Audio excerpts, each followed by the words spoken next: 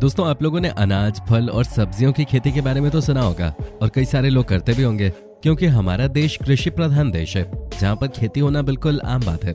लेकिन हम आज आपको एक ऐसी हैरान करने वाली जगह के बारे में बताएंगे जहाँ किसी और चीज की नहीं बल्कि खतरनाक सांपों की खेती की जाती है।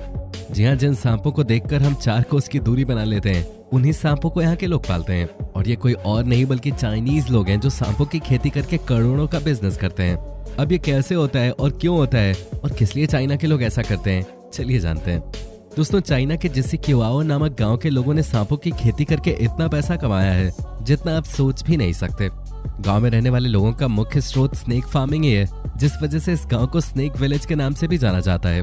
पूरी दुनिया में सांपों की खेती के लिए मशहूर इस गांव में आपको लगभग हर घर में सांपों की खेती करने वाले लोग देखने को मिल जाएंगे। ये लोग घरों में भर भर के सांप रखते हैं।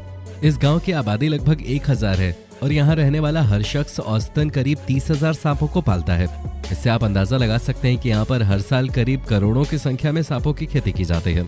अब अगर आप सोच रहे हैं कि यहाँ पर केवल दिखावटी सांप होते हैं जिनके अंदर जहर बिल्कुल भी नहीं होता, तो ये बहुत बड़ी गलतफहमी है, क्योंकि यहाँ पर पाले जाने वाले सांपों में एक से बढ़कर एक खतरनाक सांप मौजूद है।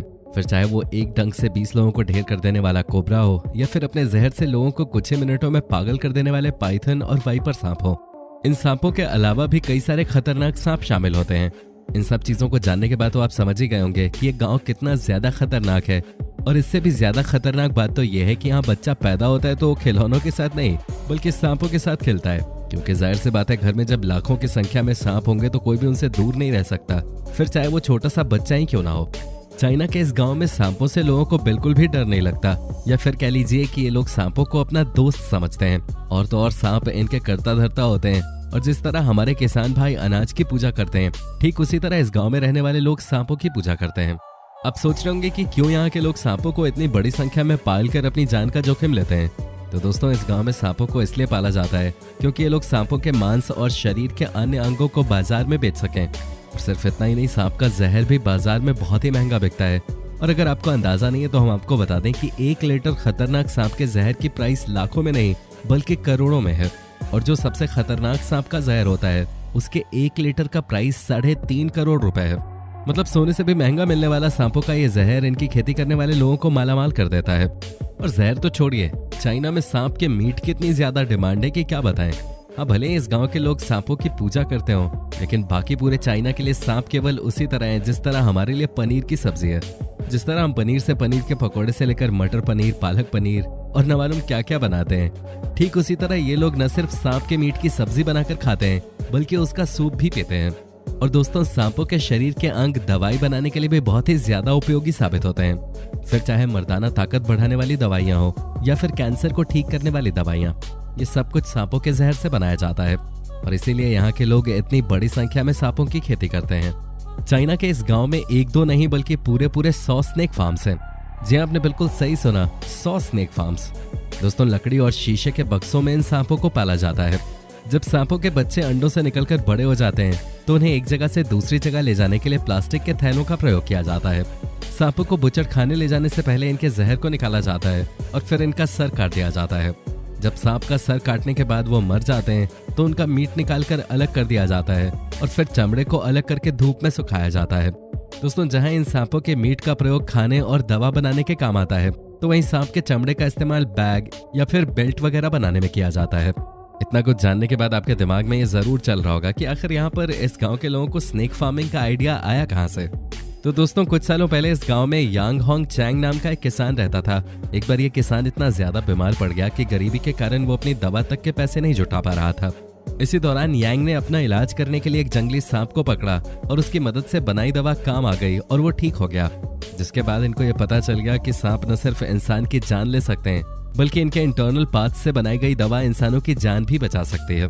इन सारी चीजों को देखते हुए यांग ने सांपों की खेती करनी शुरू कर दी, जिससे इन्हें बहुत ही बड़ा फायदा हुआ। और फिर इनको देखकर इनके गांव के बाकी लोग भी सांपों की खेती करने लगे और धीरे धीरे इस प्रोफेशन में ये इतने ज्यादा इन्वॉल्व हो गए कि आज ये पूरा गांव स्नेक विलेज के नाम से ही जाना जाता है। वैसे तो यहाँ के लोग सांपों से नहीं डरते, लेकिन एक सांप है जिससे इन्हें डर लगता है और वो है 5 स्टेप स्नेक। अब इस सांप के ऐसे नाम के पीछे की वजह बहुत डरावनी है, क्योंकि जिस किसी को भी ये सांप काट लेता है वो केवल 5 कदम ही आगे बढ़ पाता है और फिर उसके बाद इस सांप की मौत हो जाती है। दोस्तों, इस सांप की कीमत बाजार में बहुत ही ज्यादा है क्योंकि इसका जहर बहुत ही ज्यादा तेज है। इस तरह के सांपों को पालने के लिए विशेष तौर पे जिन पेड़ों की जरूरत पड़ती है उन पेड़ों को यहाँ पे उगाया जाता है और इन्हीं पेड़ों पे ये सांप अपनी जिंदगी गुजारते हैं। लेकिन दोस्तों, पिछले कुछ समय से कोरोना महामारी के शुरू होने की वजह से जब से ये चीज सामने आई कि इस महामारी के फैलने का बड़ा कारण जानवरों का मीट हो सकता है, तब से चीन की सरकार ने कुछ समय के लिए सभी तरह के जानवरों के मीट बेचने पर पाबंदी लगा दी थी। और जब ये पाबंदी लगी थी तो इस गांव के कई लोग बेरोजगार हो गए, क्योंकि पूरे साल चलने वाली इस महामारी ने लोगों को खाने तक को मोहताज हो गए। हजारों लोगों की जनसंख्या वाले इस गांव के अधिकतर लोग पैसों की तंगी की वजह से बेहाल थे, क्योंकि उन्हें सांपों की खेती के अलावा और कुछ नहीं आता था और सरकार ने जानवरों के मीट के कारोबार को पूरी तरह से बंद करवा दिया था। इसलिए ये लोग बहुत ही ज्यादा लाचार हो गए थे। हालात तो ये भी आ गए थे कि इन्हें चोरी छुप के सांपों की तस्करी करनी पड़ रही थी। हालांकि अब कहानी बदल चुकी है, वापस से चाइना में सब कुछ नॉर्मल हो गया है। फिर से वहाँ की मीट मार्केट खुलने लगी है और जमकर लोग वहाँ से खरीदारी कर रहे हैं। परंतु जब से ये कोरोना वायरस फैला है तब से चाइना की सरकार और वहाँ के लोग बिल्कुल फूंक फूंक कर कदम रख रहे हैं, क्योंकि जाहिर सी बात है कोई भी मरना नहीं चाहता है और ये चाइना जानता है कि ये महामारी कितनी ज्यादा खतरनाक है। इसलिए वहाँ की सरकार जानवरों के इतने बड़े कारोबार को रोकना चाहती है ताकि चाइना में जानवरों को लेकर संवेदनशीलता बढ़े और लोग उनकी जिंदगी पर भी ध्यान दें। क्योंकि अगर वो स्वार्थी होकर जानवरों को इसी तरह मारते रहेंगे तो वो दिन दूर नहीं जब वहाँ के लोगों को जानवरों का मीट खाने के लिए दूसरे देशों से जानवर मंगवाने पड़ेंगे। क्योंकि चाइना में तो मगरमच्छ से लेकर सांप और कुत्ते से लेकर बंदर तक हर तरह के जानवर का मीट खाया जाता है। यानी कि ये लोग किसी भी जानवर को नहीं छोड़ते। ऐसे में जिस हिसाब से ये जानवरों को अपना भोजन बना रहे हैं, उससे ये बात तो तय है कि ये प्रकृति के साथ छेड़छाड़ कर रहे हैं। दोस्तों, वो जमाना गया जब हम इंसान शिकार करके अपना पेट भरते थे।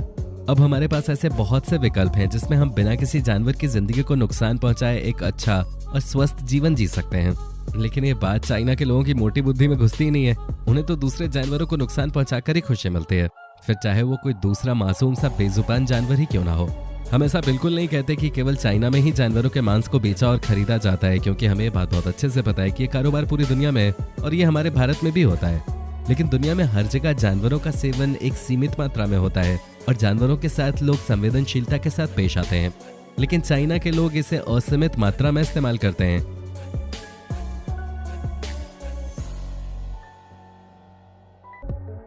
और जैसे वो उसको ट्रीट करते हैं, उसी का नतीजा है कि आज हम ये महामारी झेल रहे हैं।